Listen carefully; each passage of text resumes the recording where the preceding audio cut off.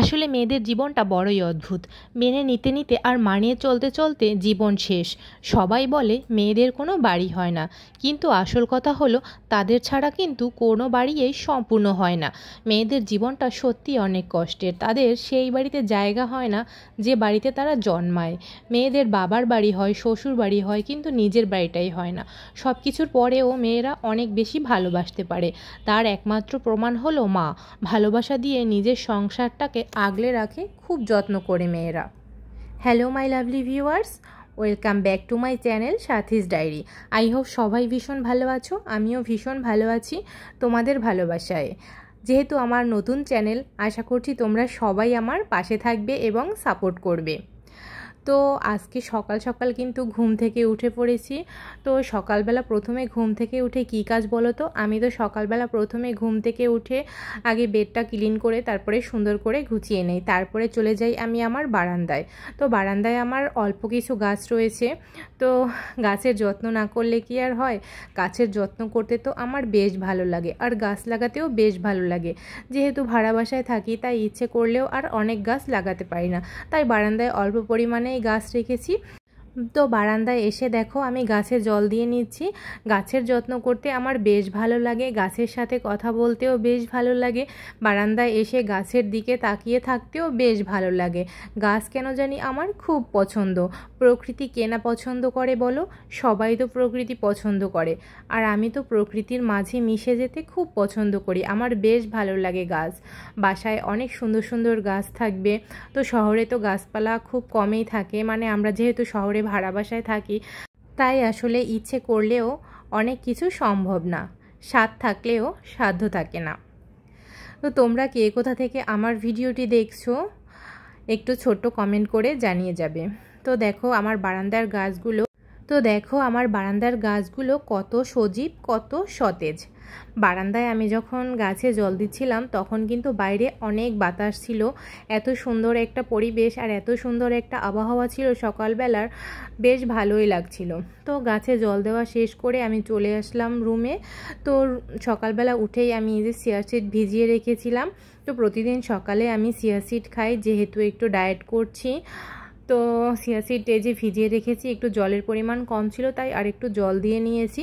তো চিয়া সিডের ভিতরে লেবুর রস দিয়ে তারপরে একটু হিমালয়া পিঙ্ক সল্ট দিয়ে কিন্তু আমি প্রতিদিন লেবুর রস খাই। চিয়া সিড খাওয়াটা কিন্তু স্বাস্থ্যের জন্য খুবই ভালো, ওজন কমাতে অনেক সাহায্য করে এই চিয়া সিডটা। চিয়া সিডের আরও অনেক গুণাগুণ রয়েছে, এই মুহূর্তে আমার ঠিক মনে পড়ছে না। তো তারপরে চিয়া সিড খাওয়ার পরে আমি সকালের আরও অনেক কাজবাজ সেরে নিলাম, তারপরে কিন্তু চলে আসলাম রান্নাঘরে সকালের নাস্তা বানানোর জন্য। তো সকালের নাস্তা বানানোর জন্য আমি ডিম ভাজি করে নিলাম। তো ডিম ভাজি কিন্তু আমার হয়ে গিয়েছে। এই যে দেখো সকালের নাস্তা আমি নিয়ে কিন্তু অলরেডি বসে পড়েছি। সকালের নাস্তার জন্য আমি দুটো ডিম পোস্ট নিয়েছি, আর কিছুটা চীনাবাদাম নিয়েছি, আর ড্রাগন কেটে নিয়েছি, আর নিয়েছি শসা। তো এগুলো দিয়েই কিন্তু আমি আজকে সকালের নাস্তা করব। সকালের নাস্তাটা কিন্তু সবসময় হেলদি থাকাটা ভালো। যেহেতু ডায়েট করছি, তো সকালে একটু হেলদি ফুড না খেলে কি আর চলে? সকালের নাস্তাটা সবসময় হেলদি রাখাটা কিন্তু খুব ভালো। তো সকালে আমি এভাবে হেলদি ফুডেই খাই প্রতিদিন। তো সকালে নাস্তা করার পরে আমি চলে গিয়েছিলাম একটু বাজার করতে। তো এই বাজার থেকে এই কিছু কিছু জিনিস নিয়ে এগুলো হচ্ছে আমার আজকের বাজার। এগুলো আমি বাজার থেকে নিয়ে এসেছি। এগুলো বাজার থেকে নিয়ে আসার পরে সবগুলো গুছগাছ করে রাখলাম। তারপর গুছগাছ করার পরে কিন্তু আমি রান্না করার জন্য সমস্ত সবজি কেটে নিলাম। সমস্ত সবজি কেটে নিয়ে তারপরে কিন্তু চলে এসেছি রান্নাঘরে। এই যে দেখো মাছের ঝোল রান্না করব, এজন্য কিন্তু বেগুন দিয়ে মাছের ঝোল আমি বসিয়ে দিয়েছি। তো আমি রান্না করব আজকে কাতলা মাছ, বেগুন দিয়ে কাতলা মাছের ঝোল। কাতলা মাছ খেতে কিন্তু আমার বেশ ভালো লাগে, আর কাতলা মাছটা যদি একটু বড় টাইপের হয়, মানে কোনো গন্ধ না থাকে, ওই কাতলা মাছটা খেতেই কিন্তু আমার কাছে বেশ ভালো লাগে। কোনো মাছে আসলে গন্ধ থাকলে ওই মাছ আমি একদমই খেতে পারি না। তাই আমাদের বাসায় একটু কাতলা মাছ যখন আনা হয়, একটু বড় সাইজের মাছই আনা হয়। বড় সাইজের মাছ আনলে আসলে গন্ধ থাকে না মাছগুলোতে, মাছগুলো খেতে ভালোই লাগে। তারপরে দেখো এই যে আমি রান্না বান্না কিন্তু আজকে কমপ্লিট করে ফেলেছি। এই যে কি রান্না করেছি বলো তো, মেটে আলু, এটা হচ্ছে মাটির নিচে হয়, তোমরা কে কি বলো জানি না, আমাদের এলাকায় মেটে আলুই বলা হয়। আর এই যে জালি রান্না করেছি চিংড়ি মাছ দিয়ে, ওই যে জালিটা কিনে এনেছিলাম ওটাই রান্না করেছি। আর হচ্ছে এই যে দেখো কাতলা মাছের ঝোল বেগুন দিয়ে। আমার কিন্তু প্রায় সব মাছের ঝোল এই বেগুন দিয়ে খেতে কেন জানি বেশ ভালো লাগে, তাই বেশিরভাগ মাছের ঝোলেই আমি বেগুন দিয়ে রান্না করার চেষ্টা করি, মানে আমার কাছে আর কি ভালো লাগে, এজন্য আমি রান্না করি। তো দেখো আমার রান্নাবান্না কিন্তু কমপ্লিট।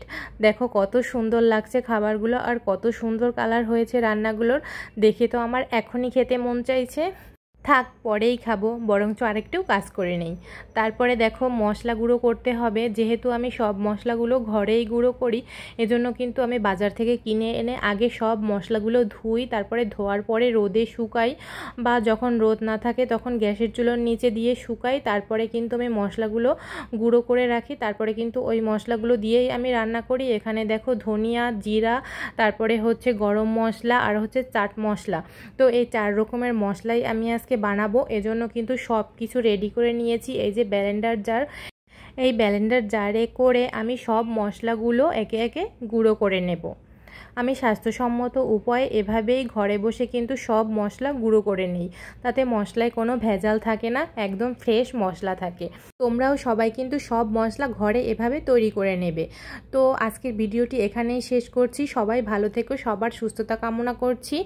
আর আমি এখন থেকে প্রতিদিনই তোমাদের সাথে ব্লগ দেওয়ার চেষ্টা করব। আশা করছি আমার চ্যানেলের পাশে থাকবে এবং আমার ভিডিওগুলো দেখবে, আর সবাই অনেক অনেক বেশি সাপোর্ট করবে। তো সবাইকে অনেক ধন্যবাদ এতক্ষণ কষ্ট করে আমার ভিডিওটি দেখার জন্য। তো সবাই ভালো থেকো খুব বেশি। আমার সব মশলা গুঁড়ো করা কিন্তু কমপ্লিট, তো জারে ভরে রেখে দিয়েছি, কাচের জারে রাখলে কিন্তু মশলা বেশ ভালো থাকে।